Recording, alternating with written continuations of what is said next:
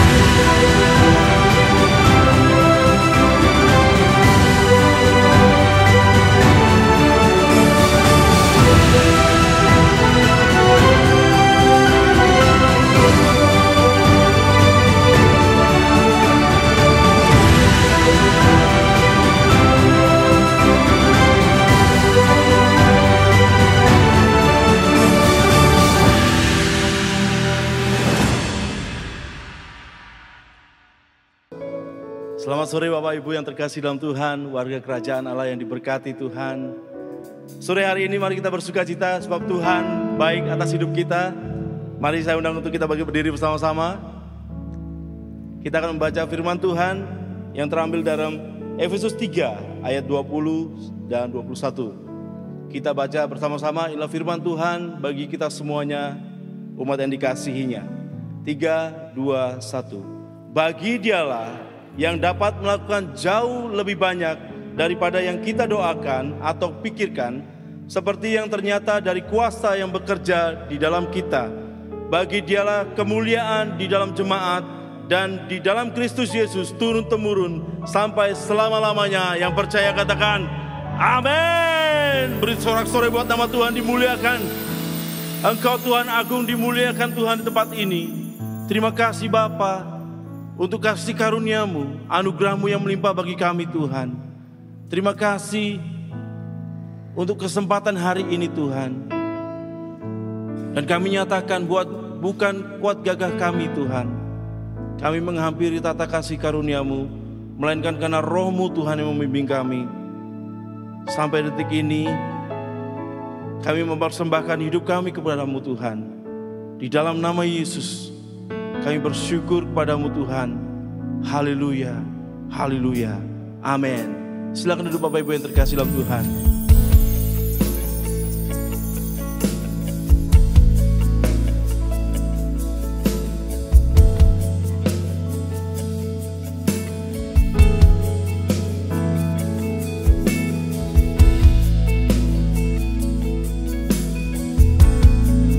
Engkau sangat baik buat kami Tuhan.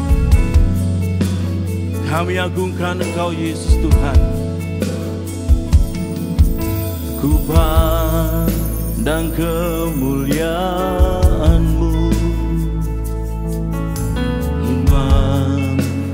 besar maha agung, Kaulah pemilik hidupku, Yesus Kristus Tuhan. Amin. Sujud di depan tatamu, taklukkan seluruh hidupku, dalam tanganmu penebus, Yesus Kristus Tuhan.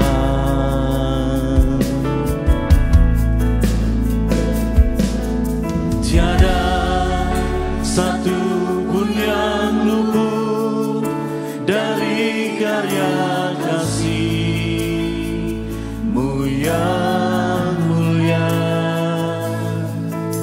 Bagi-Mu segala pujian, hormat, kemuliaan.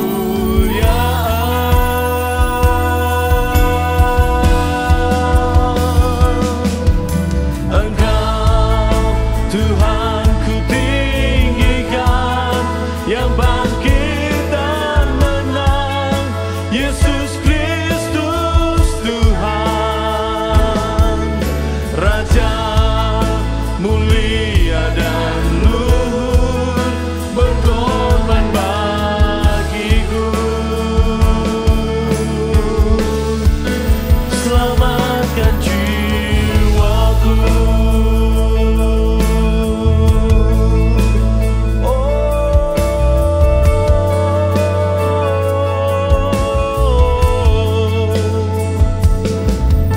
Sujud di depan tatamu, taklukkan seluruh hidupku, dalam tanganmu penebus, Yesus Kristus Tuhan.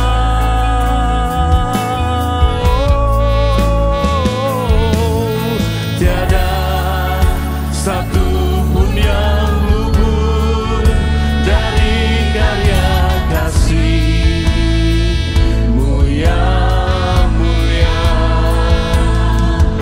Bagi-Mu segala pujian, hormat, kemuliaan.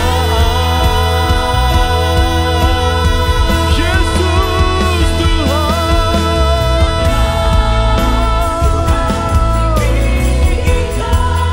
yang bangkit dan menang, Yesus Kristus Tuhan. Raja mulia dan luhur, berkorban bagiku. Bakal jiwaku,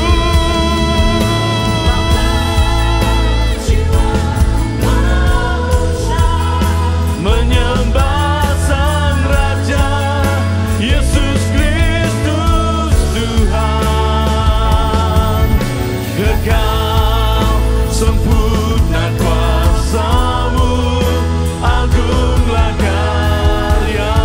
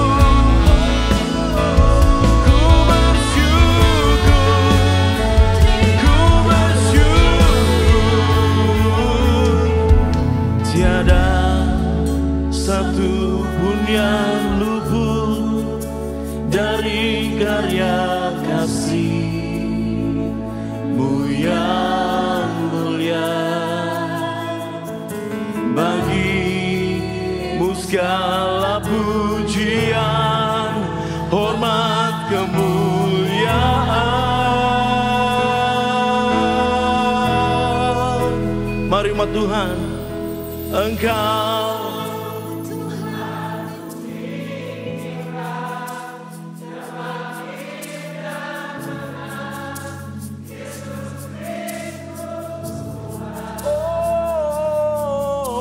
Raja mulia dan luhur, berkorban bagiku, maka jiwaku memuja, menyembah Sang Raja, Yesus Kristus Tuhan. Kekal sempurna kuasa-Mu, agunglah karya-Mu. Yesus Kristus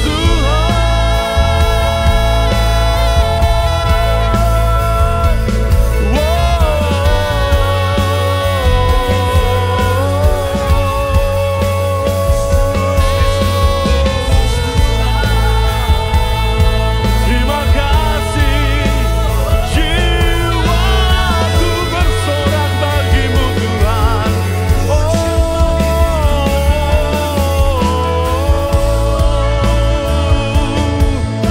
Shalom, Siliberanada.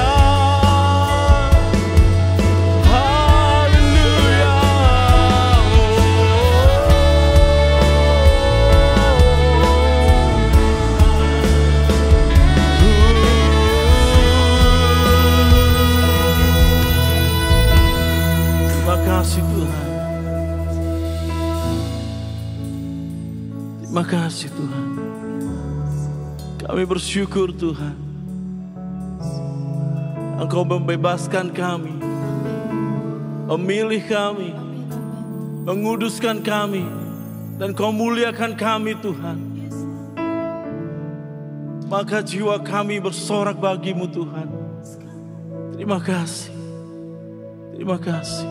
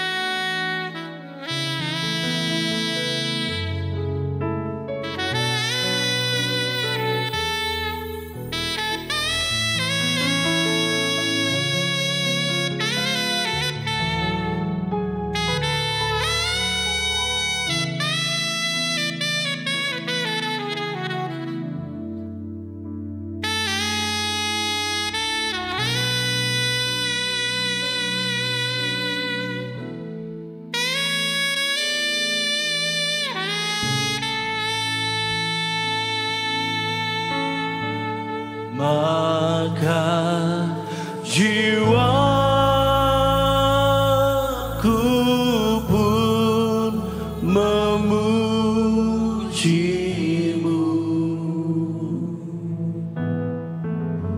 Sungguh besar Kau Allahku. Mari pandang Raja segala raja. Maka jiwaku pun memuji-Mu. Haleluya. Sungguh besar, oh, Kau Allahku. Oh,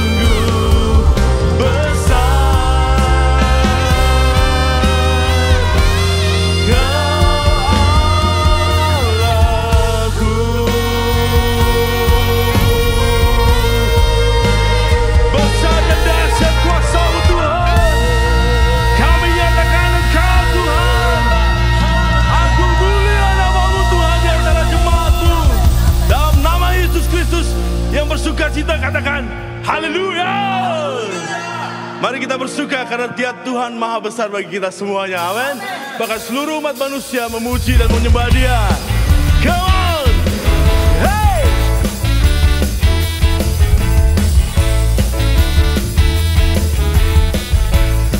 Hai umat Tuhan. Tuhan Raja Maha Besar. Amin. Mari datang menyembah Dia. Yesus Tuhan, Raja Maha Besar. Mari datang menyembah Dia. Serukan Yang pencipta dunia ini, Yang membentuk gunung-gunung, kehadiratnya datanglah. Mari bersyukur padanya. Dengan bersuka bernyanyilah, Dia bantu keselamatan. Puji Dia Tuhan Raja Maha Besar. Amin. Serukan Tuhan Raja Maha Besar. Hey. Mari datang menyembah Dia. Haleluya. Tuhan Raja Maha Besar. Hey. Mari datang menyembah Dia. Dia pencipta dunia ini, Yang membentuk gunung-gunung, kehadiratnya datanglah. Mari bersyukur padanya. Dengan bersuka bernyanyilah, Dia bantu keselamatan. Puji Dia Tuhan Raja Maha Besar. Dia pencipta dunia ini, Dia membentuk gunung-gunung, kehadiratnya datanglah. Mari bersyukur padanya. Dengan bersuka bernyanyilah, Dia bantu keselamatan. Puji Dia Tuhan Raja Maha Besar. Dia pencipta dunia ini, Dia membentuk gunung-gunung, kehadiratnya datanglah. Dengan bersuka bernyanyilah, Dia bantu keselamatan. Puji Dia Tuhan Raja Maha Besar. Dengan bersuka bernyanyilah, Dia bantu keselamatan. Puji Dia Tuhan Raja Maha Besar. Dengan bersuka bernyanyilah, Dia bantu keselamatan. Puji Dia Tuhan Raja Maha Besar. Nyatakanlah Tuhan Raja Maha Besar. Tuhan Raja Maha Besar. Sorak-sorai buat Raja segala raja. Come on. Hey. Sebab Dia yang layak dipuji dan disembah. Segala kemuliaan bagi Dia. Come on. Come on. Glory, haleluya. Semua tangan terangkat. Come on. Lambaikan kemenangan-Mu bagi Raja segala raja. Hey. Di dalam namanya ada keselamatan. Sorakan kemenangan-Mu. Glory, haleluya.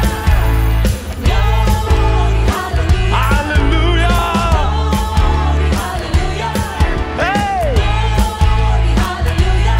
Di dalam namanya ada keselamatan kekal. Di dalam nama Yesus Tuhan, Yesus jalan kebenaran dan jalan kehidupan. Itu yang Yesus katakan. Juga amin. Di dalam namanya ada keselamatan. Yesus Tuhan, Yesus jalan kebenaran dan jalan kehidupan. Itu yang Yesus katakan. Aku percaya. Hey.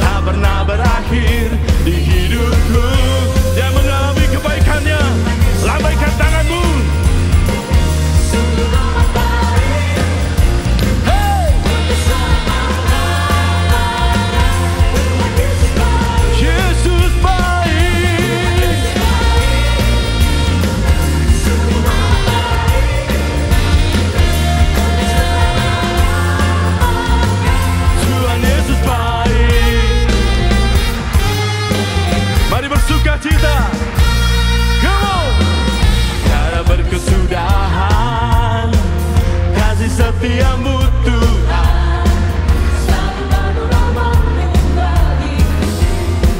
Hari berganti hari,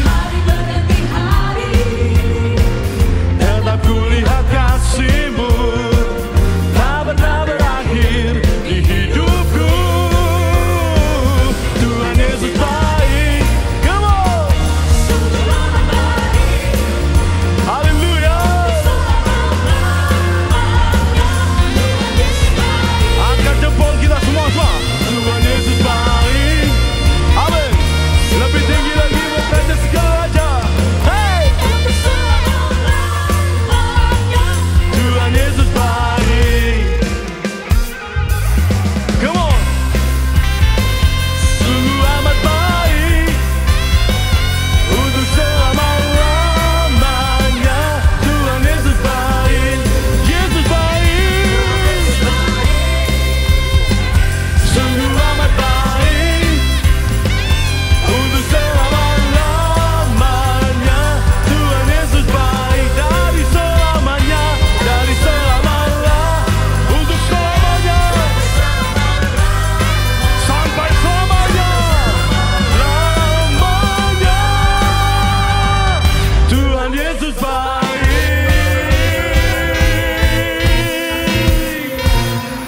Haleluya.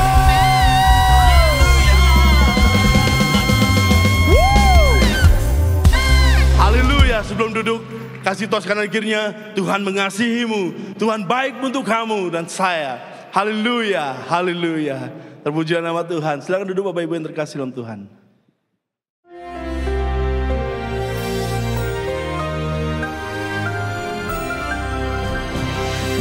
Hai warga kerajaan, jangan mau generasi kita dilabelin dengan dikatakan generasi stroberi. Yes, itu di luar Kristus. Tetapi di dalam Kristus ada janji yang luar biasa. Ketika matahari jadi gelap, kan seringkali gerhana matahari pada waktu bulan-bulan atau yaitu perayaan Yahudi. Juga saudaraku, bulan jadi darah. Di bumi ada gumpalan asap, api, dan darah. Itu yang kita lihat hari-hari ini. Anak-anak kita akan penuh dengan Roh Kudus. Anak-anak kita akan dapat penglihatan. Dan tidak lupa para senior, tidak jadi pikun tetapi mendapat mimpi. Karena itu saudara, saya ingatkan lagi Mika 2:13. Penerobos akan maju di depan mereka. Mereka menerobos dan berjalan melewati pintu gerbang dan akan keluar dari situ. Raja mereka berjalan terus di depan mereka. Dan Tuhan atau YHWH sendiri ada di kepala barisan mereka. Bahkan dikatakan at their head, yang ada di depan. Apa produk gereja? Kingdom leaders. Dan kingdom leaders ini adalah the breaker, bukan the broken. Dunia dan iblis hendak menghancurkan saudara, ya. Kita lihat bagaimana seluruh dunia anti Israel. Tetapi ada seorang Perdana Menteri bernama Benjamin Netanyahu tidak takut pada siapapun. Bahkan pada tekanan daripada Joe Biden, dia tidak peduli. If Israel must stand alone, Israel will stand alone. Saya percaya kingdom leaders itu adalah the breaker, bukan the broken. Siapa penerobos sejati? Kita mulai tentu saja Kristus. Dalam Yohanes pasal 4, Yesus harus melintasi daerah Samaria. Anda lihat peta itu? Orang Yahudi selama 400 tahun tidak mau, yaitu melintasi daerah Samaria, karena mereka nggak anggap najis, begitu sombongnya, begitu rasialis. Bahkan mereka lebih baik, yang sudah lihat yang garis sebelah kanan itu, mereka melintasi sungai Yordan, masuk ke Jordan, ya waktu itu masih namanya Perea, ya, dan kemudian menyeberang lagi sungai Yordan untuk sampai ke Galilea. Tetapi firman Tuhan mengatakan Yesus menerobos, ya, dia mendobrak tradisi, dia mendobrak tembok rasialisme, dia telah menuntukkan semua tembok pemisah antara Yahudi dan Yunani, dan juga Yahudi dengan Samaria. Mari warga kerajaan, tidak ada satupun yang menganggap dirinya paling superior dari ras tertentu, suku tertentu, tidak ada. Yesus memberi contoh, dia sampai di kota Samaria bernama Sikhar. Sikhar ini artinya kepalsuan. Oh, aku kudus.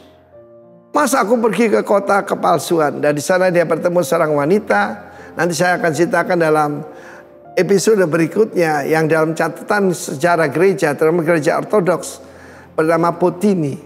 Dan dia menyampaikan yaitu tentang berita kerajaan, berita kebaikan, tentang bagaimana dia tidak perlu haus lagi kalau dia bertemu dengan Mesias. Dan Yesus berkata, I am he that speaking to you.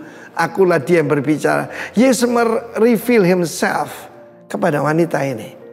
Sementara murid-muridnya sedang mencari makanan. Seperti kita lihat, banyak orang datang tuh cari rezeki makanan. Tapi Yesus berkata, ada padaku makanan atau rezeki yang tidak kamu kenal, yaitu melakukan kehendak Sang Bapa dan menyelesaikannya. Dan dia begitu sukses ketika dia berteriak, sudah selesai. Karena itu jadilah the breaker, not the broken. God bless you, warga kerajaan. Amin. Shalom warga kerajaan. Di dalam 1 Raja-Raja pasal ke-17, kita membaca sebuah kisah mengenai Nabi Elia dan seorang janda di Sarfat. Di mana pada saat itu Nabi Elia sangat lapar dan dia membutuhkan makanan. Dan dia meminta kepada seorang janda. Janda tersebut dalam kondisi yang sangat kekurangan, di mana dia hanya memiliki sedikit minyak dan sedikit tepung. Akan tetapi dia membuat sebuah roti dan memberikan roti pertamanya kepada Nabi Elia. Dan sisanya baru dinikmati dia bersama keluarganya. Dalam hal ini ada dua hal yang kita pelajari. Yang pertama adalah kita melihat bahwa janda tersebut tidak egois. Dan dia sangat murah hati. Di mana dia memberikan roti pertamanya itu kepada Nabi Elia. Dan sisanya baru dia nikmatin. Dan ini kita melihat kemurahan hatinya sungguh luar biasa. Hal kedua yang akan kita pelajari dalam hal ini adalah janda tersebut sangat percaya akan janji-janji Tuhan. Buli-buli dan tempayannya tidak pernah kosong. Hari demi hari, bulan demi bulan selalu terisi. Dan dia percaya Tuhan tidak pernah meninggalkannya. Warga kerajaan, apabila dari kita saat ini ada yang sama seperti janda ini, kita merasa masih banyak hal yang kita butuhkan, kita masih kekurangan, tapi kita perlu ingat, kita tidak boleh lupa untuk berbagi dengan orang, karena di luar sana masih banyak orang-orang yang membutuhkan. Ya, kita bisa memberikan yang terbaik dari apa yang kita punya. Dan kita ingat, Tuhan tidak pernah meninggalkan kita. Tuhan akan selalu memelihara hidup kita sama seperti janda ini. Mari kita berdoa. Tuhan Yesus, kami ucap syukur Tuhan atas penyertaan-Mu, perlindungan-Mu dan berkat-Mu Tuhan atas kehidupan kami, atas pekerjaan dan keluarga kami Tuhan. Pada hari ini Tuhan, kami ingin menabur, kami ingin memberi yang terbaik dari apa yang kami miliki Tuhan. Sucikan dan kuduskan Tuhan apa yang kami berikan agar berguna bagi kerajaan-Mu Tuhan. Terima kasih Tuhan, hanya dalam Tuhan Yesus kami berdoa dan mengucap syukur. Haleluya, amin. Tuhan Yesus memberkati. Terima kasih Tuhan.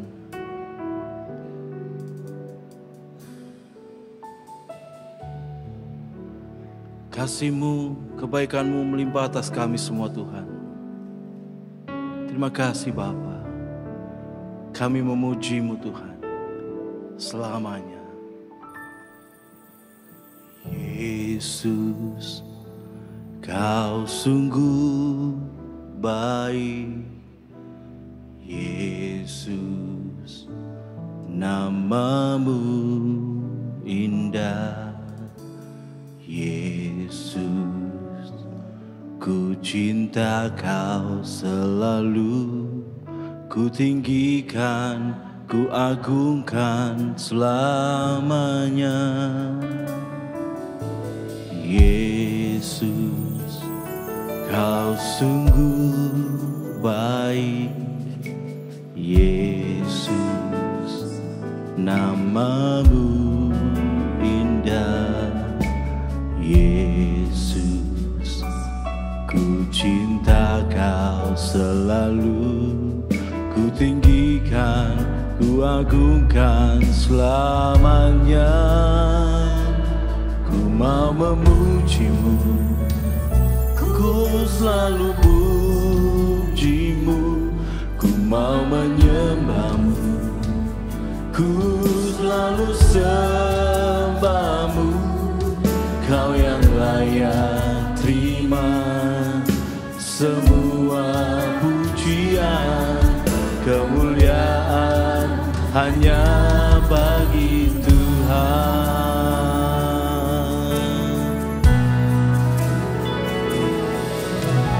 Yesus, Kau sungguh baik.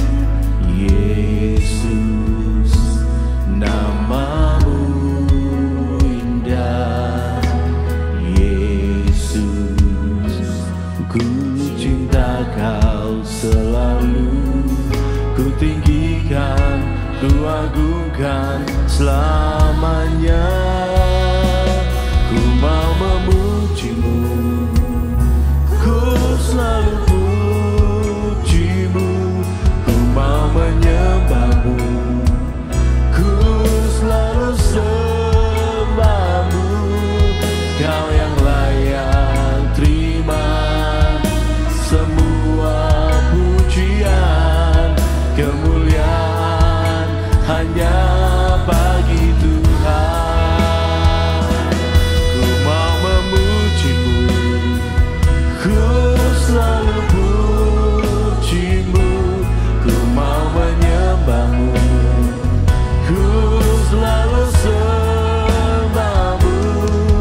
Kau yang layak terima semua pujian, kemuliaan hanya bagi Tuhan. Semua kemuliaan dan keagungan tertuju padamu, Tuhan dan Rajaku. Segenap jiwa dan nafasku menyembah Yesus yang hidup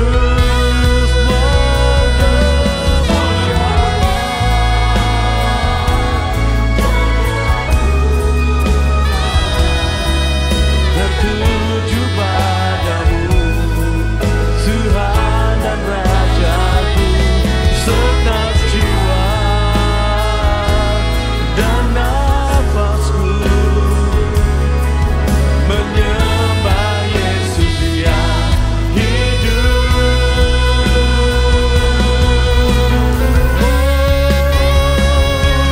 Ku mau memuji-Mu, ku selalu puji-Mu.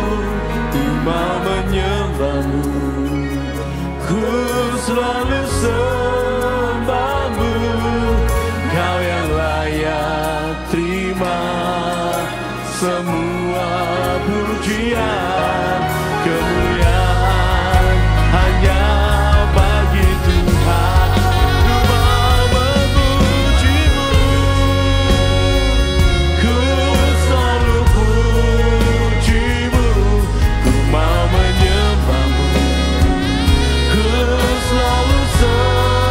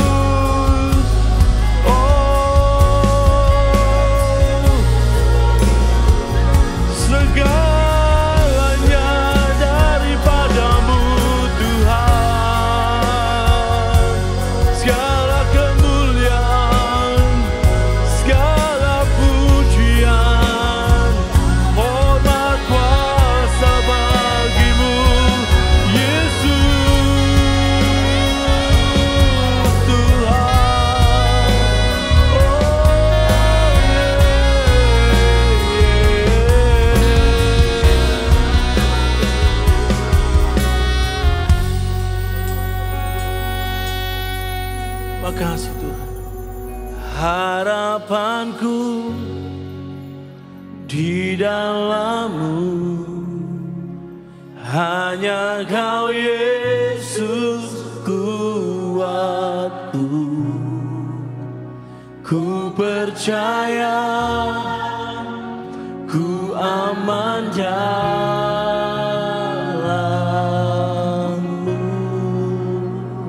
Harapanku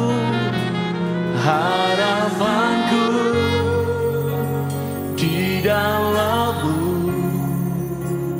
Hanya Kau Yesus kuatku. Ku percaya, ku aman dalam-Mu.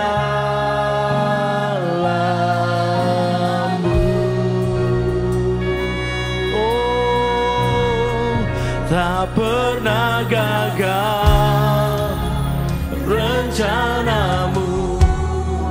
Terangi jalanku, kuasa-Mu sempurna. Pengharapanku takkan hilang, sebab masa depanku Kau sediakan. Tak pernah gagal rencana-Mu. Terangi hidupku.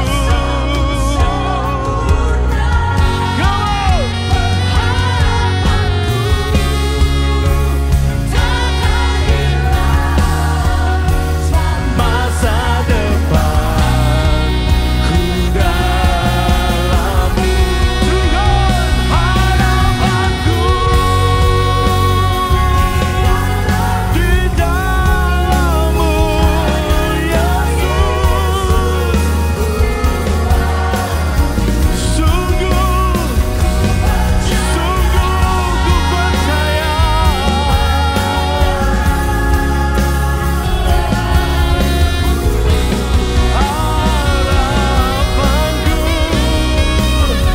Harapanku di dalam-Mu. Hanya Kau Yesus kuatku. Ku percaya,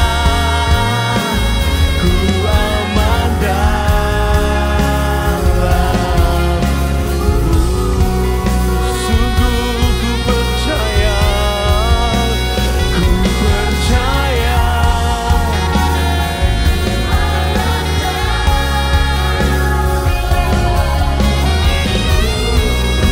Sungguh ku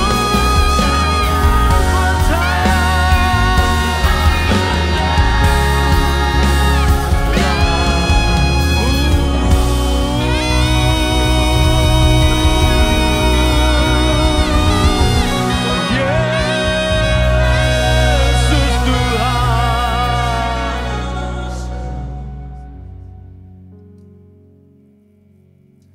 Terima kasih Tuhan, kami merasakan kehadiran-Mu. Engkau memeluk setiap pribadi. Setiap pribadi berharga di mata-Mu. Dijagai kami seperti biji mata-Mu.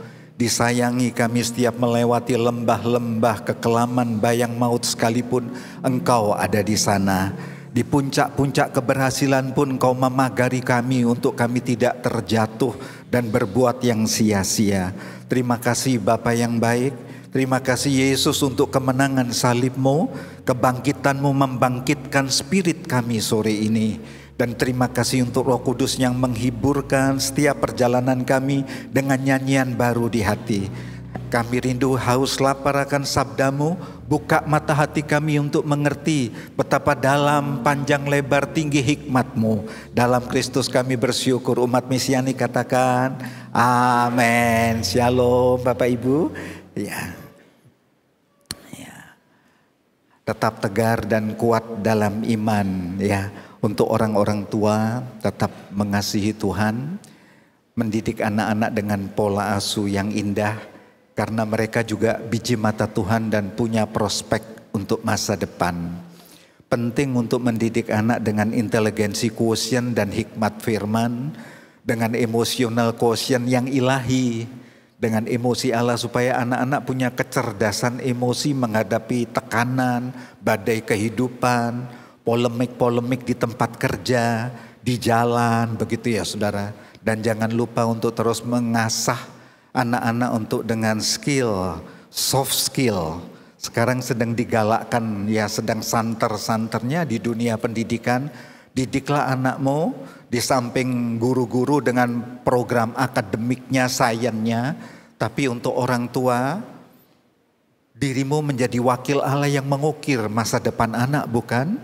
Didiklah dengan soft skill. Soft skill itu daya tahan, ya, untuk punya ketabahan, keuletan, kegigihan, tahan banting begitu saudara. Saat menghadapi tekanan-tekanan kehidupan, juga saat menghadapi kesuksesan untuk tidak rapuh, mudah sekali jatuh, terbuai dengan kesuksesan, lalu sukses untuk jatuh kan buat apa? Kan begitu ya saudara. Sukses untuk menggenapi rencana Tuhan itu indah. Tapi pastikan juga jangan sukses di tempat yang salah, kan begitu ya saudara. Ya, mari baik kita sore hari ini ada satu tema yang menarik untuk kita simak bersama, compassion for the broken. Ya. Bisa multimedia bantu ya tentunya. Terima kasih saudara. Ini narasi percakapan Yesus dengan perempuan Samaria. Compassion for the broken ini begitu indah belas kasihan Tuhan untuk mereka yang hancur, yang terluka, yang hina, yang terabaikan, tersisihkan, tapi tidak pernah luput dari pandangan Tuhan. Diangkat dari narasi perjalanan Yesus di sumur Yakub dengan seorang perempuan Samaria di Yohanes pasal 4 ayat 4 sampai 42. Di dalamnya ini ada 3 esensi yang dalam percakapan sepintas narasi, tetapi ada esensi. Ternyata dalam pembicaraan itu satu, terungkap jejak-jejak iman nenek moyang Abraham, Ishak, Yakub yang turun-temurun itu saudara. Lalu yang kedua, anugerah Allah menyelesaikan konflik Yahudi dan Samaria. Di percakapan itu nampaknya percakapan yang sekilas seperti tidak berarti, nyatanya dalam percakapan tidak ada yang sia-sia dalam penggenapan firman, bukan? Dan yang ketiga, transformasi kehadiran Yesus di Samaria yang bisa menjadi transformasi untuk hidup kita. Mari kita melihat yang pertama, terangkat dari Yohanes pasal 4 ayat 4 sampai yang ke-6. Esensi isinya ini mengenai jejak-jejak iman nenek moyang. Yesus harus melintasi daerah Samaria. Ayat 4 sampai 6 itu esensinya itu. Kata harus ini tidak boleh diabaikan. Harus melintasi daerah Samaria dan sampai di Sikar. Di situ ada sumur Yakub. Kalau saudara perhatikan di peta itu saudara bisa search di Google Map peta Yudea, Samaria dan Galilea. Di bawah ini Yudea ini ada Bethlehem, ada Yerusalem, Samaria ada Sikar, ya. Lalu di atas sana ada Nazaret di mana Yesus dibesarkan. Nah, Yesus akan berjalan dari Yudea sampai ke Galilea di mana dia dibesarkan di Nazaret, bukan? Itu jaraknya 124,8 kilo. Dan kata Alkitab Yesus harus melintasi daerah Samaria. Sekali lagi kata harus ini diberi tekanan. Ya, karena ada transformasi misi ilahi yang khusus. Perjalanan Yerusalem menuju Sikar atau Sikem Samaria itu seputar 48 kilo. Melelahkan, bukan? Perjalanan yang panjang. Jadi butuh waktu untuk istirahat tentunya. Mari kita lihat sesampainya di Sikar. Yaitu ada potret untuk foto Sikar. Tanah yang diberikan Yakub nenek moyang. Abraham, Ishak, Yakub, lalu diganti nama menjadi Israel pada anaknya Yusuf, itulah tanah Sikar. Kalau saudara mengacu di Yosua pasal 24 ayat 32, Sikar yang di perjanjian baru ini merujuk pada Sikem di perjanjian lama. Dengan data seperti ini, di situ ada sumur Yakub, begitu ya saudara. Yang kedua, Yakub membuang segala berhala di Sikem. Data-data ini menguatkan sekali, oh ternyata itu perigi sumur Yakub itu, ya itulah Sikem yang dimaksud di perjanjian lama dan Sikar di perjanjian baru. Yakub membuang segala berhala itu di Sikem. Jadi perjalanan Yakub ini kan padang belantara yang besar, yang panjang, yang lebar, karena ada konflik mengenai hak kesulungan dengan Esaf, bukan? Ya, dia bergumul di Betel, menikmati hadirat Allah, pintu gerbang sorga, tempat itu dinamai Betel. Tapi bukan berarti selesai dengan hak kesulungannya Esaf, karena kakaknya marah dan akan membunuh dia, bukan? Lalu dia berjalan lagi, ya, perjalanan yang begitu panjang. Ringkas ceritanya sampai sempat di Mesopotamia, 2 istrinya dan 2 gundinya ikut bawa jimat-jimat dari Mesopotamia. Sampai perjalanan di Sikem baru dibereskan itu, saudara.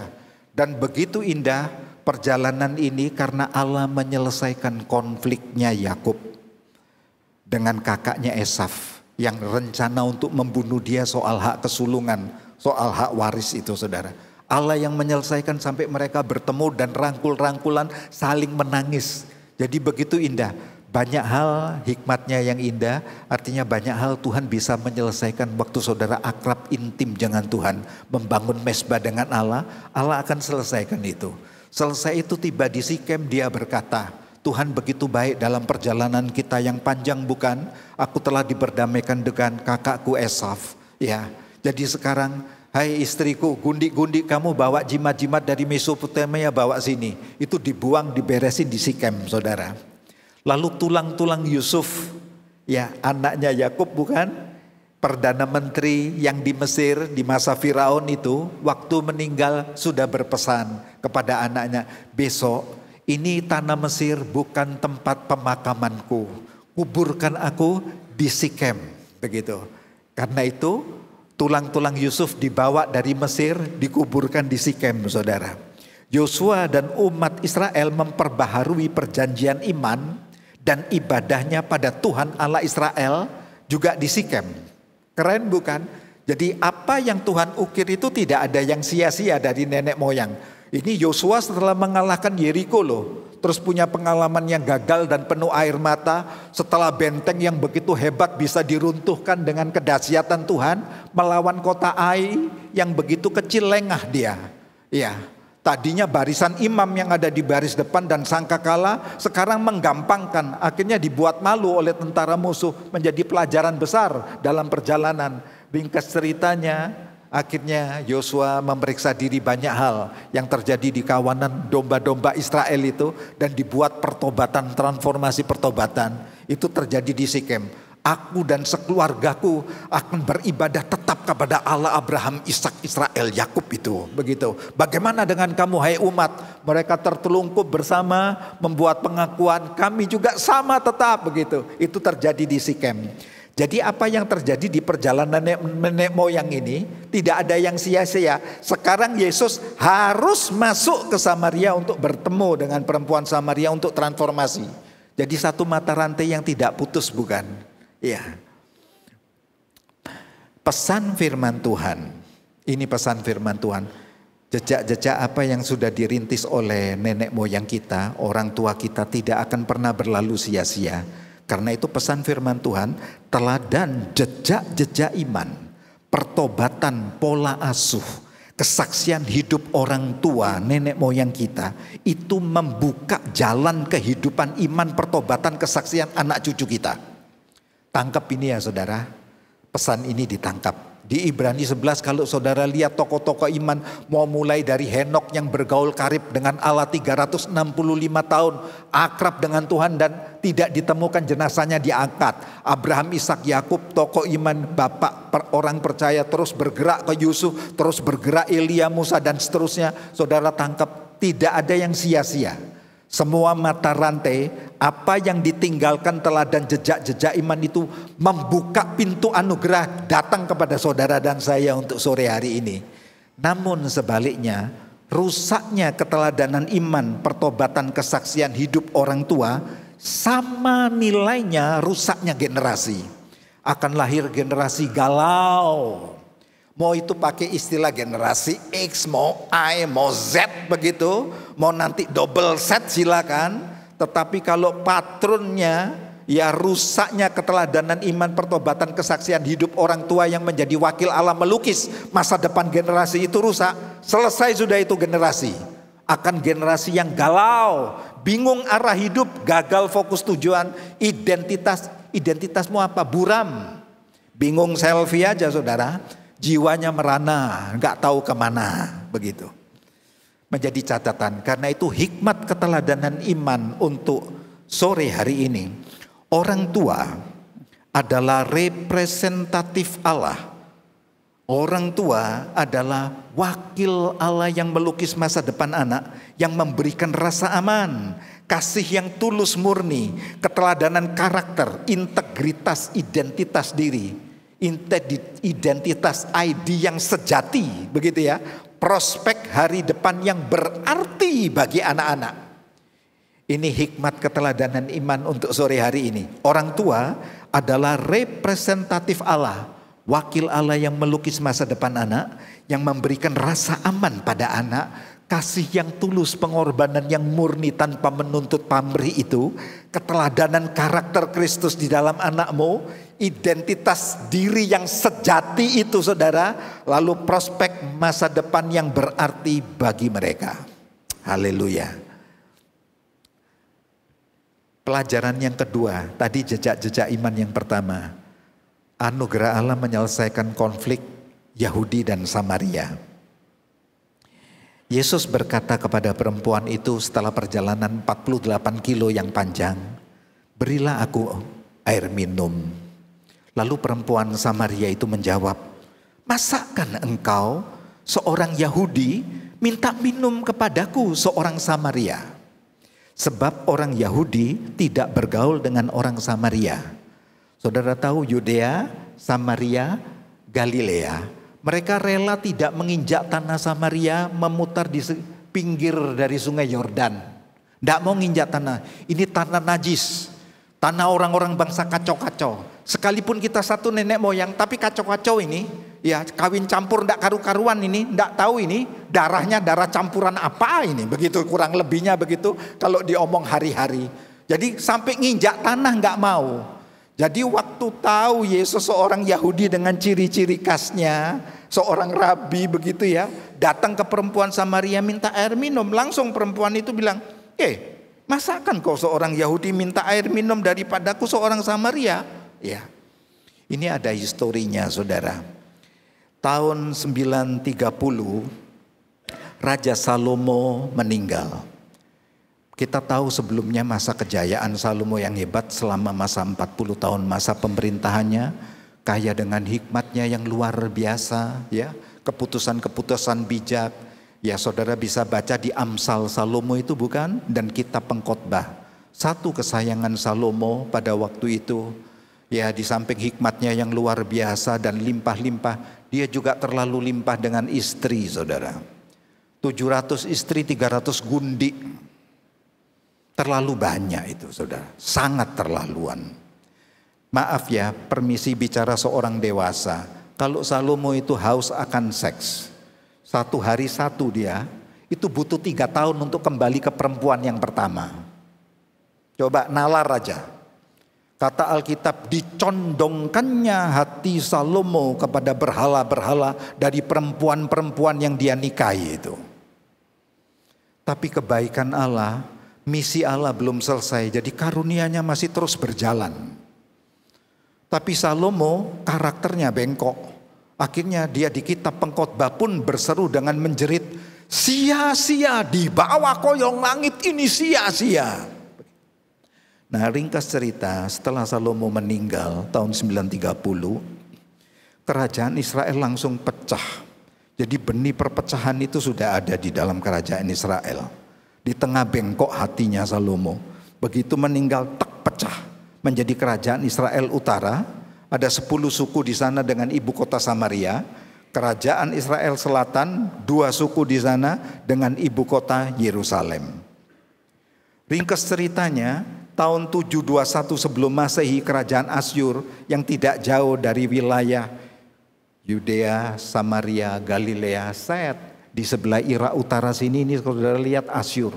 Turun ke sini Babel, turun ke sini Republik Arab ini besar. Ya.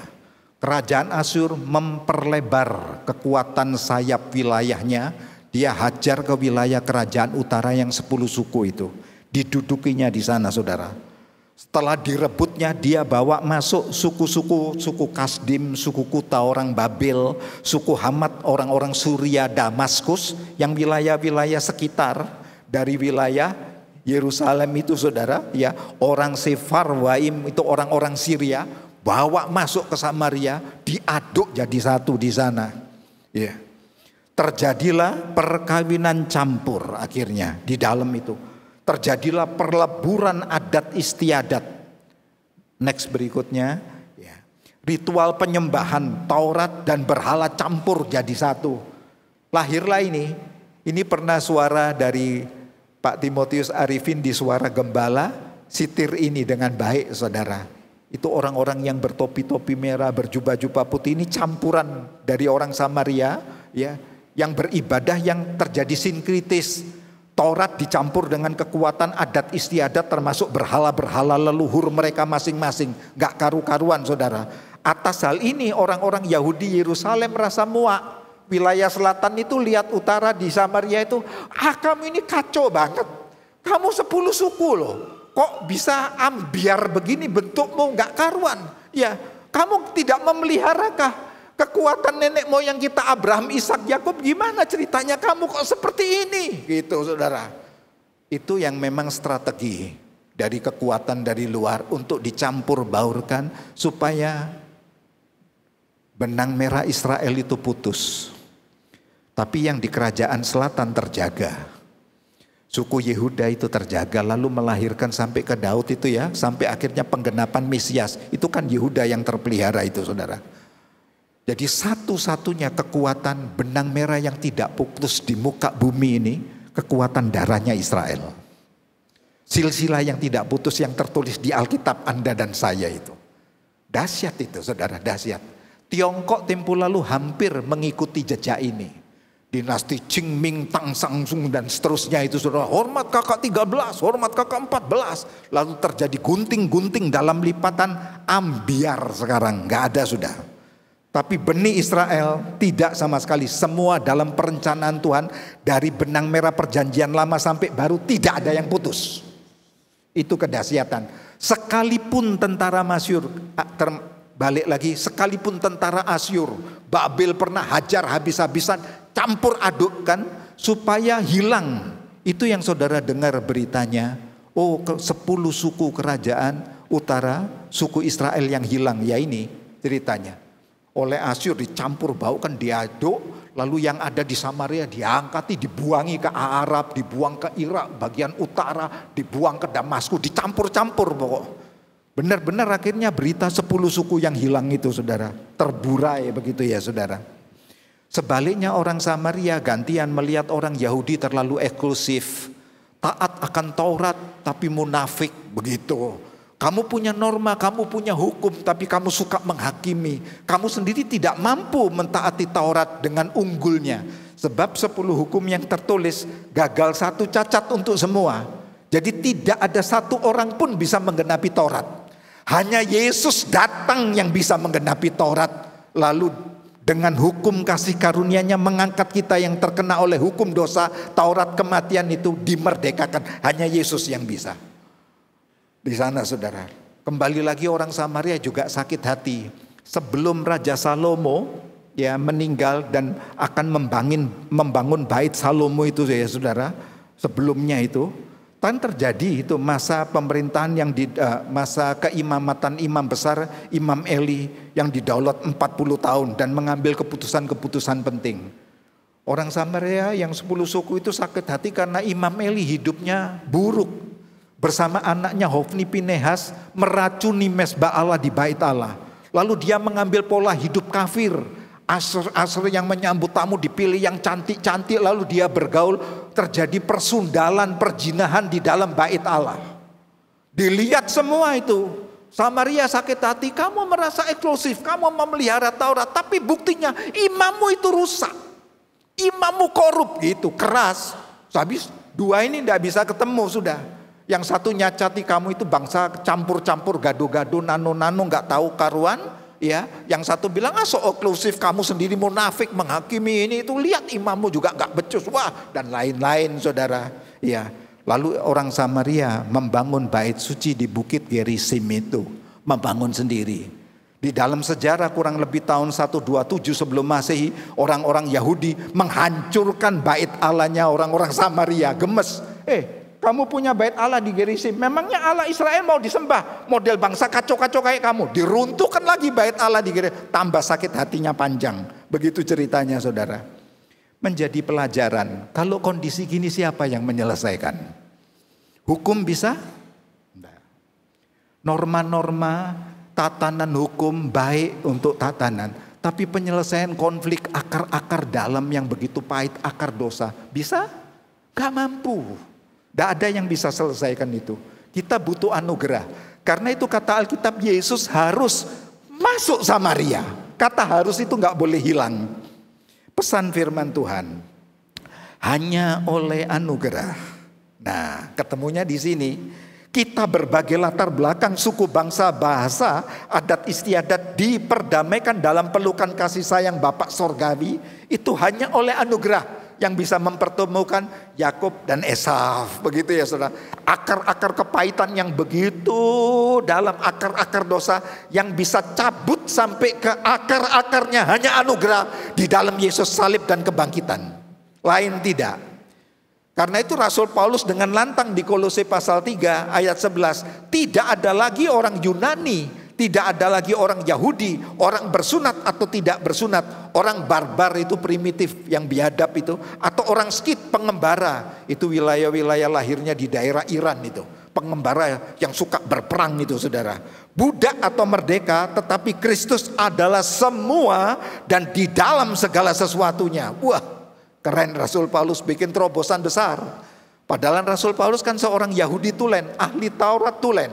Dalam hal taat akan Taurat dia berani menjamin, aku tidak bercacat. Aku mentaati dengan segenap jiwaku, akal budiku, kekuatanku, dengan hatiku. Tapi Tuhan bilang, kamu buta secara rohani sebelum bertemu aku. Karena itu Saulus harus buta dulu 3 hari 3 malam. Ya. Bahwa apa yang kamu pikir benar itu tidak memerdekakan kamu. Bertemu dengan cahaya kemuliaan, siapakah engkau? Apa engkau Tuhan? Ya, aku Yesus yang engkau aniaya. Baru melek matanya Saulus. Setelah dia memeluk salib Yesus, dia berkata, aku mau hanya tahu satu hal di antara kamu. Tidak mau tahu yang lain. Kecuali satu ini. Aku mau menjadi serupa dalam persekutuan penderitaannya dan kebangkitannya. Hanya satu ini yang aku pegang sampai matiku. Wah, itu ucapan seorang ahli Taurat tulen loh saudara. Yang tadinya membunuh para pengikut Kristus gereja mula-mula bisa punya komitmen gitu. Siapa kalau yang bisa merubah kalau enggak anugerah? Nah, ya. Next berikutnya, hikmat anugerah Allah atas konflik hari ini. Anugerah Allah yang dahsyat itu sanggup menembus batas latar belakang. Itu anugerah ya. Suku, bangsa, bahasa, adat istiadat, budaya merebut jiwa kita dari cengkraman kebencian, dibawa ke dalam pelukan Bapa Sorga. Itu hanya anugerah. Anugerah Allah yang dahsyat itulah yang menebus masa lalu kita yang compang-camping, seburuk apapun, oleh kutuk dosa apapun. Akar pahit permusuhan, kemarahan digantikan dengan damai sejahtera, pengampunan sorga yang melimpah dalam hidup kita. Beberapa waktu ini saya ditemukan orang-orang dalam komsel yang latar belakangnya abot berat-berat, narkoba. Ya, penjual narkoba, pernah menikmati penjara, ancur lebur, pemimpin gangster, dari kecil tidak punya orang tua, anak terminal dari umur 10 tahun. Ya, jadi bicara perkelahian begitu, geng begitu, sudah makanan. Tumbuh besar jadi seorang bapak, anaknya nyabu-nyabu, dipanggil gini, gak usah nyabu di luar, nyabu di muka bapak ini sabu, icipi. Makan sana sampai teler. Cara didiknya kayak gini saudara. Ya. Akhirnya dia nikmati, dikompres sama Tuhan habis-habisan. Anak yang dia cintai, satu lakinya, anak yang pertama dipanggil Tuhan mati. Waktu dia memandikan jenazah, anak lakinya dia nangis, dia bilang, harusnya bapakmu yang kamu mandikan. Tetapi sekarang aku yang mandikan kamu, nak. Sambil gemeter dia nangis mandikan anaknya. Anaknya yang cewek cantik jatuh dari ketinggian seputar 20 sampai 30 meter. Tengkorak kepalanya rusak, pecah. Ditopang dengan plat-plat titanium di kepala. Sampai hari ini 20 tahun lebih masih hidup. Itu yang bikin dia, ya memang Yesus itu ada dan hidup. Nah, anugerah yang bisa terobos itu, saudara. Cabut akar-akarnya. Dan sekarang sedang dibina. Saya bisiin pelan-pelan. Jadilah gembala untuk orang-orang gangster, kawan. Masuk ke daerah-daerah lorong-lorong gelap sana. Menangkan kawan-kawanmu yang gangster itu. Ya. Di mana Tuhan angkat kita, Allah masukkan ke sana jadi ujung tombak, ya saudara. Next berikutnya. Pelajaran yang penting buat kita setelah konflik diselesaikan, aja mengarah hal-hal yang indah. Yesus mempertemukan dengan pribadi yang sejati, dirinya sumber air hidup. Ayat 14 dan 15. Yesus berkata, barang siapa minum air hidup, ia tidak akan haus lagi untuk selama-lamanya. Karena air hidup itu akan menjadi mata air dalam dirinya yang terus-menerus memancar sampai hidup yang kekal. Wih, kaget perempuan Samaria ini, kaget. Langsung dia berkata, Tuhan. Tidak berkata Rabi loh. Kurios dia berkata, Tuhan, kau yang punya kehidupan, beri aku air hidup itu sekarang. Ya, sudah bicaranya lain ini, sudah kena ini, sudah di hati. Sudah besek latar belakang, sudah terbongkar. Ya. Yesus menjurus kepada air kehidupan. Yohanes 4 ayat 14. Akulah sumber air hidup itu. Kamu minum dari air sumber nenek moyangmu ini, kamu akan haus lagi. Tapi kalau kamu minum dari siapa yang sedang berbicara dengan engkau ini, sumber air hidup, dia akan jadi mata air kehidupanmu. Iya, dari perjanjian lama ayat ini sudah ada. Di kitab Yeremia ada, di Yohanes perjanjian baru ada, di kitab Wahyu mata air kehidupan itu ada. Itu dahsyatnya firman, nafasnya keabadian. Tidak ada yang kontradiksi. Sumber air hidup itu yang membenarkan kita, saudara. Sumber air hidup yang diminum oleh perempuan Samaria ini yang mengampuni juga dosa kita, menyucikan bersih seperti salju. Mari kita berperkara, katanya. Sekalipun dosamu merah kirmisi, benang kirmisi itu benang yang merah pekat. Saudara rendam deterjen berhari-hari, saudara jemur dia gak luntur. Mari kita berperkara, sekalipun dosamu seperti itu, aku sucikan putih seperti salju. Wih, dahsyat itu, saudara. Ya, dan sumber air hidup itu yang mendewasakan pelayanan dan pekerjaan iman yang aktif di dalam kita. Karena dia terus memancar. Nafas roh itu terus memancar menyertai pelayananmu.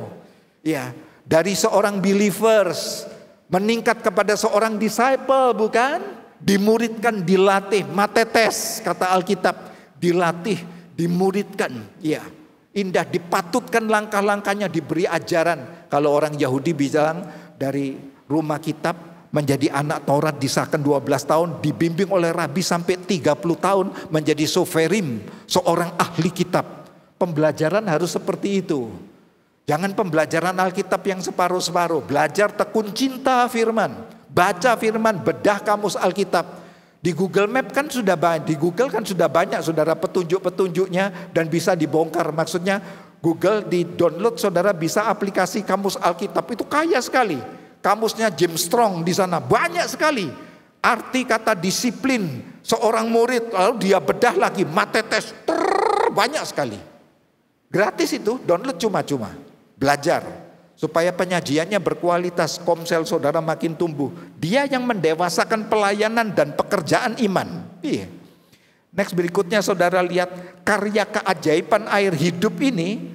Kalau saudara lihat ini kan percakapan di Injil Yohanes. Dari pasal 2 sudah saudara lihat sumber air hidup itu berkarya dari air jadi anggur. Iya toh? Di pasal 4 perempuan Samaria. Lalu berikutnya ada anak pegawai istana Herodes. Di ambang kematian disembuhkan oleh sumber air hidup. Tidak pandang bulu orang Yahudi atau bukan, dijamah kesembuhan. Di pasal 5 Yesus menyembuhkan lumpuh 38 tahun. Di pasal 9 Yesus menyembuhkan orang yang dewasa buta sejak lahir. Salah siapa ini?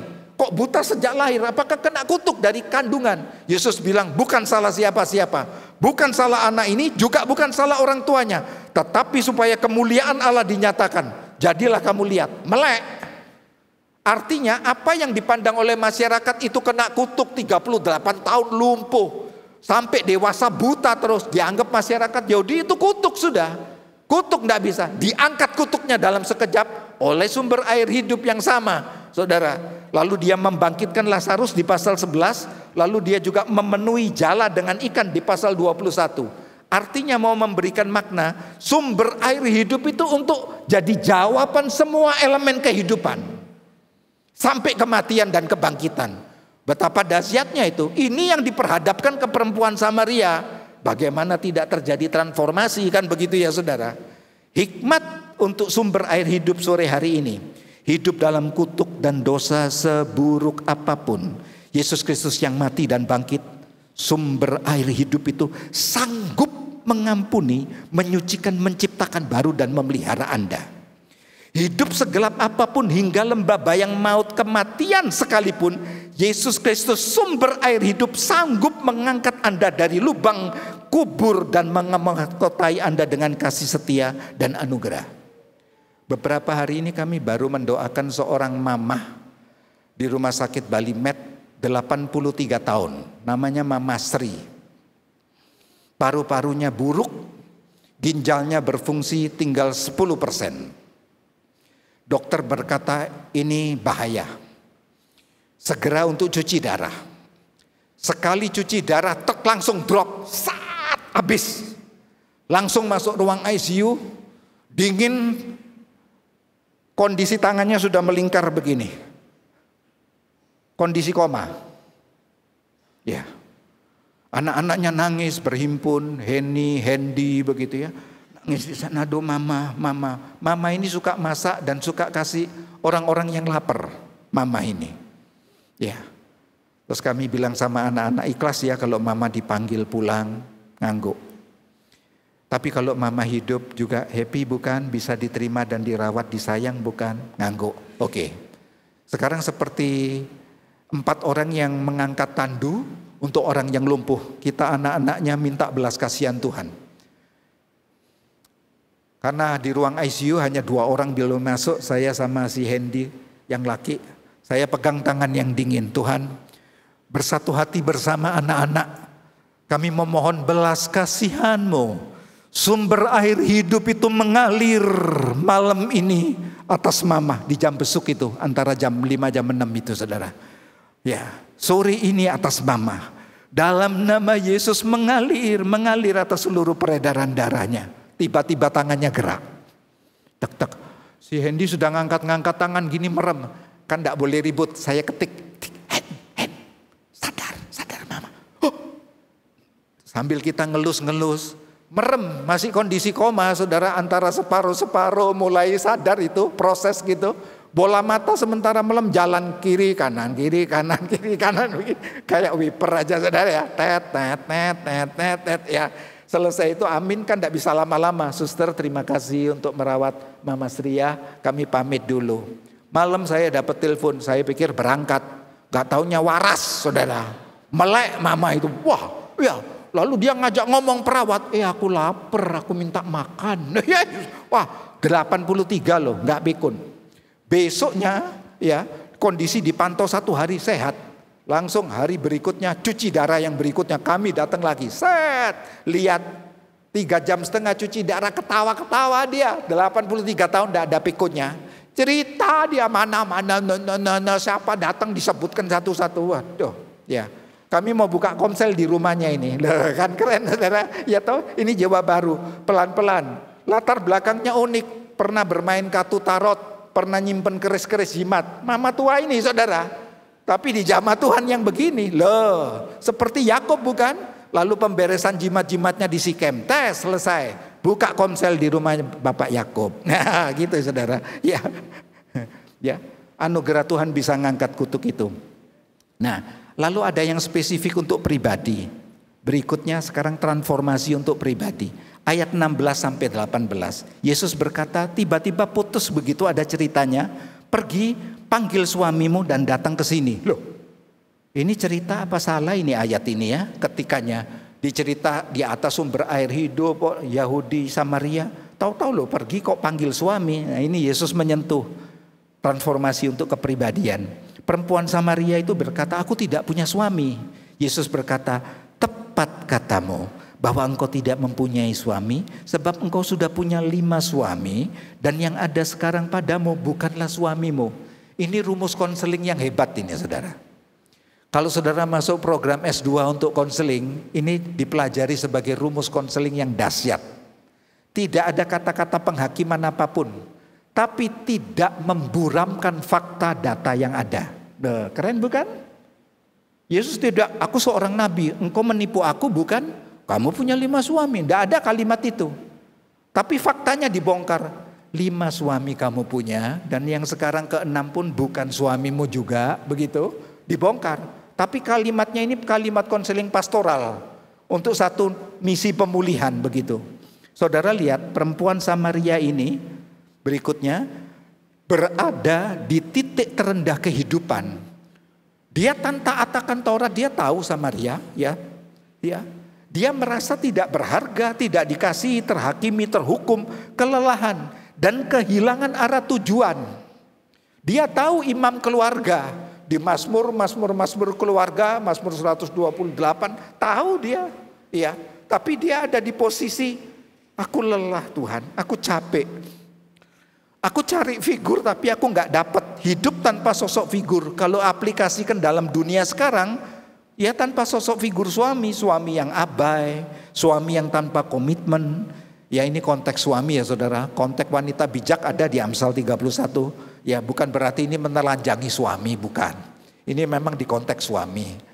Kalau nanti khotbah di wanita yang Amsal 31 ya membongkar yang 31 istri kan begitu ya saudara. Ini di konteks suami abai, suami tanpa komitmen, suami absente, tidak hadir, pecandu kerja, gila kerja begitu, nyaris perfeksionis tapi juga otoriter.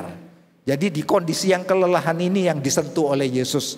Yesus bertemu dengan perempuan Samaria ini, next berikutnya di Sikem untuk transformasi imannya, pertobatan dan kesaksiannya. Habis itu dibidik menjadi saksi untuk menjadi impact di komunitas sampai ke kota. Keren bukan? Ternyata arti kata Sikem itu bahu, saudara. Bahu kata Sikem itu. Saudara buka di kamus James Strong Concordance. Ya.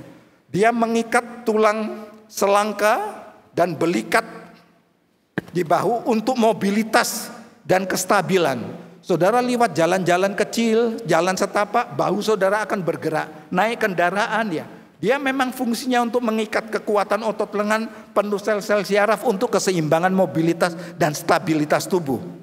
Kalau saudara lihat di kitab Nats Nabi Yesaya, digenapilah ayat itu. Lambang pemerintahan ada di atas bahunya. Namanya disebut orang penasehat ajaib, wonderful counselor, Allah perkasa, Bapak kekal, Raja, Shalom. Ya toh? Hikmat transformasi untuk kehidupan hari ini. Tangan Bapak sorga terbuka sebagaimana untuk perempuan Samaria next, menantikan yang lelah, hilang arah kehidupan tanpa harap, datang pada Yesus. Tangan Yesus tidak pernah tertutup untuk itu. Bapak mengadukerahkan Yesus untuk menyelesaikan dosa-dosamu, kelelahanmu, luka-luka hatimu, dan memberikan rasa aman. Nyamankan. Ya, aku gak ditolak. Sebagaimana aku ada, aku gagal loh ini. Sudah 5 kali aku berkeluarga gagal Tuhan. Rasanya mau mati aja. Ya untuk itu aku datang kata Tuhan. Bapa menghembuskan rohnya yang kudus untuk menuntun langkah hidupmu, menanam nilai karakter terpuji, memberikan teladan kasih pengorbanan yang murni. Akhir, menit-menit terakhir mari kita berpacu dalam melodi ya. Yohanes 4 ayat 28 sampai 42. Lalu perempuan ini meninggalkan tempayannya. Ya toh? Pergi dia ke kota Samaria. Dari Sikar Samaria itu tidak jauh. Dia berlari sepanjang jalan, dia cerita. Aku bertemu dengan Kurios, orang yang tahu kehidupanku, mata air. Dia menyegarkan jiwaku, dia tahu hidupku dan kelelahanku. Banyak orang Samaria telah menjadi percaya pada Mesias karena perkataan kesaksian perempuan itu. Ya, Pak Gembala senior kita pernah khotbahkan ini. Ya, Orang-orang Samaria minta pada Yesus untuk tinggal bersama-sama dengan mereka. Sampai begitunya. Yesus, kalau engkau mencintai kami, engkau sudah mengubah perempuan yang buruk ini, ya, tinggallah bersama kami di sini. Tinggallah, sebab orang Yahudi lain gak mau nginjak tanah kami. Kalau engkau mencintai kami, engkau Mesias yang diurapi, tinggallah. Yesus tinggal 2 hari lagi di tanah itu, saudara. Kata Alkitab, makin banyaklah orang menjadi percaya karena perkataan Yesus. Kami telah mendengar dia dan kami tahu bahwa dia adalah Yesus Kristus, juru selamat dunia. Next berikutnya, Yesus bertemu dengan perempuan Samaria ini kan di Sikem, bukan? Tanah waris Yakub pada Yusuf, bukan? Untuk sasarannya transformasi Samaria, termasuk kita semua yang hidup pada saat ini. Jadi pesannya firman, baliklah. Balik pada perjanjian Allah. Tuhan bisa pulihkan Anda. Allah Abraham, Ishak, Yakub, turun ke Daud, turun ke Yesus Kristus. Ada di antara saudara yang datang, waduh Tuhan, ekonomiku sejak Covid gak pulih-pulih ini. Hancur Tuhan, aku seperti dikuras sama Tuhan habis. Resepnya bisa pulih, balik. Kami sedang menangani kasus-kasus yang begini, saudara. Orang pernikahannya berantakan, kawin lagi, berantakan lagi, kawin lagi, berantakan lagi. Begitu, tenang, dibimbing. Terus kami bilang, punya komitmen. Datang kepada Tuhan, punya pertobatan yang sungguh. Kamu gak bisa selesaikan masa lalumu, Tuhan selesaikan. Tapi mulai hari ini baru, lembaran baru, jangan ulang ya. Allah akan pulihkan usahamu. Dipulihkan benar. Sampai punya karyawan-karyawan, ya, bisa dipulihkan. Balik, resepnya balik ke perjanjian. Ikat agreement, covenant dengan Tuhan. Pasti. Kalau setiap kali perjamuan suci kan diucapkan, Yesus berkata, inilah benar-benar makanan dan minuman yang sejati, bukan kehidupan. Maksudnya inilah darah perjanjian. Balik ke situ. Pegang ya Tuhan. Darah perjanjian Kristus mengalir di dalam darahku. Haleluya. Mulai saudara bergerak. Pulih, pulih, pulih. Dalam nama Yesus pulih. Dari kesaksian pribadi, mulai sekarang saudara bawa ke komsel. Komsel, tiap keluarga dipulihkan. Ya toh? Terjadi transformasi komsel. Sekarang saudara bawa dari komsel bergerak ke market. Saudara ingat Kingdom Leadership kemarin conference, bukan? Menjadi gereja market yang paling cepat. Iya, jangan menanti gereja untuk datangnya jiwa. Kita yang bergerak keluar ke market. Saudara yang di dunia IT bikin, saudara gembalanya untuk di sana. Bikin komsel di dunia IT. Saudara yang di medis bikin. Saudara yang di pendidikan bikin. Saya bilang sama istri saya yang bikin komsel untuk guru-guru. Karena panggilanmu memang di situ. Bikin komsel untuk guru-guru. Di mana Tuhan tempatkan saudara bisa terbuka. Dari situ itu seperti gereja tanpa tembok. Nanti baru saudara bawa celebrationnya di gereja pada hari Minggu. Wow, nyaman ya. Aku punya keluarga besar di sini. Itu saudara. Amin. Amin ya. Yang terakhir bersama-sama kita membacanya. Yang hina itu kawan. Ya, 3, 4. Yang hina, tidak diperhitungkan, tidak terpandang, tidak berarti bagi sistem dunia ini, dipilih oleh Allah yang perkasa, diperlengkapi hikmat penasehat ajaib, diimpartasikan hati Bapa sorga pada saudara untuk menjadi pelayan-pelayan perjanjian baru Injil Kerajaan Allah. Amin. Haleluya. Tuhan memberkati saudara ya. Menang. Saya kembalikan kepada kawan.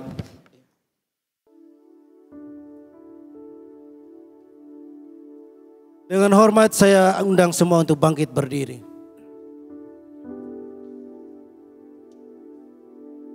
Katakan sebelah, saya puas dan kenyang dengan firman Tuhan pada sore hari ini.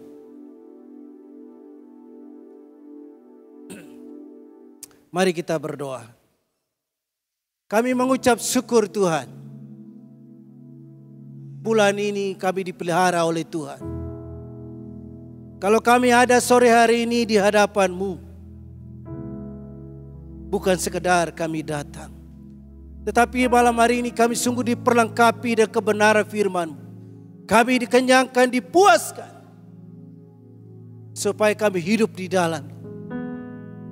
Terima kasih untuk hamba-Mu, Pendeta Michael Sudarmanto, yang sudah mengajar, membimbing, mengantar kami semakin dewasa di dalam pengenalan akan Kristus Tuhan. Bahwa kami terus menjadi serupa dan segambar dengan Engkau Tuhan. Supaya dalam perjalanan iman kami bukan bayang-bayang, tetapi benar-benar kami peluk Engkau Tuhan. Kami merangkul Engkau Tuhan. Kami merunduk kepada Tuhan. Kami menyerahkan hidup kami kepada Tuhan. Terima kasih Tuhan. Bapak Ibu yang kekasih Tuhan, sebelum kita berdoa, perjamuan ini hanya teruntuk mereka yang sudah dibaptis. Tuhan, sore hari ini kami bukan sekedar melakukan apa yang biasa setiap minggu, tapi kami sungguh-sungguh menyadari bahwa kami perlu keselamatan di dalam Engkau Tuhan. Kami sudah menerima Engkau sebagai Tuhan dan Juru Selamat yang dikuduskan, dibenarkan, diangkat dan dimuliakan di dalam Engkau Tuhan. Terima kasih untuk perkenanan status yang baru di dalam kehidupan kami. Sebab apa yang telah kuteruskan kepadamu telah aku terima dari Tuhan, yaitu pada malam waktu yang diserahkan, mengambil roti, mengangkat dan mengucap syukur atasnya, memecah-mecahkannya seraya berkata, inilah tubuhku yang diserahkan bagi kamu. Perbuatlah ini setiap kali kamu makannya sebagai peringatan akan aku. Saudara warga kerajaan Allah, percayakah roti yang kita angkat ini merupakan persekutuan kita dengan tubuh Kristus? Mari makan dalam nama Tuhan Yesus.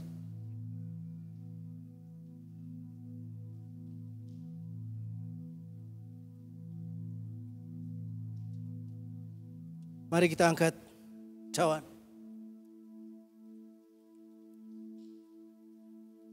Firman Tuhan berkata, tubuhku adalah benar-benar makanan dan darahku adalah benar-benar minuman. Dia membuat perjanjian baru dalam kehidupan saudara dan saya. Dia memutuskan kutuk-kutuk. Dia membatalkan segala santet sihir guna-guna mantra yang diarahkan dalam hidup. Dia pribadi yang sempurna, hadir dengan darahnya yang mahal itu. Supaya dan saudara dan saya, janji firman Tuhan dibangkitkan pada akhir zaman. Demikian juga mengambil cawan perjanjian baru. Seraya berkata, inilah perjanjian baru yang dimeteraikan oleh darahku. Perbuatlah setiap kali kamu meminumnya sebagai peringatan akan aku.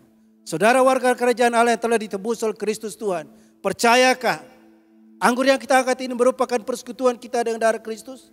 Mari minum dalam nama Tuhan Yesus. Mari kita bersyukur kepada Tuhan sebab Dia baik.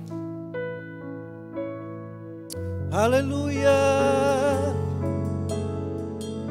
Terima kasih untuk pengorbananmu Tuhan. Terima kasih untuk kasih setiamu.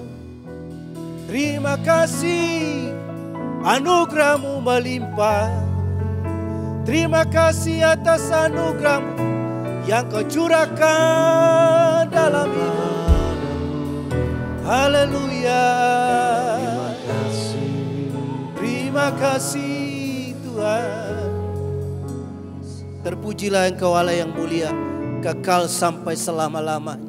Yaitu pribadi yang hebat, yang luar biasa, yang suci, yang datang dari Allah, yang menjelma sebagai manusia, supaya kami dipermuliakan di dalam Engkau. Di dalam nama Tuhan Yesus Kristus, yang percaya katakan amin. Tuhan berkati. Silakan Bapak Ibu duduk kembali. Bapak Ibu, pulang dan terimalah segala berkat yang sempurna Bapa Surgawi. Kasih sayang dan cinta pada Tuhan Yesus Kristus di dalam persekutuannya. Roh Kudus akan menolong, menghibur, menguatkan, membangkitkan, mengawal saudara mulai sore ini sampai Maranatha Tuhan datang kembali. Yang percaya katakan amin. Tuhan memberkati.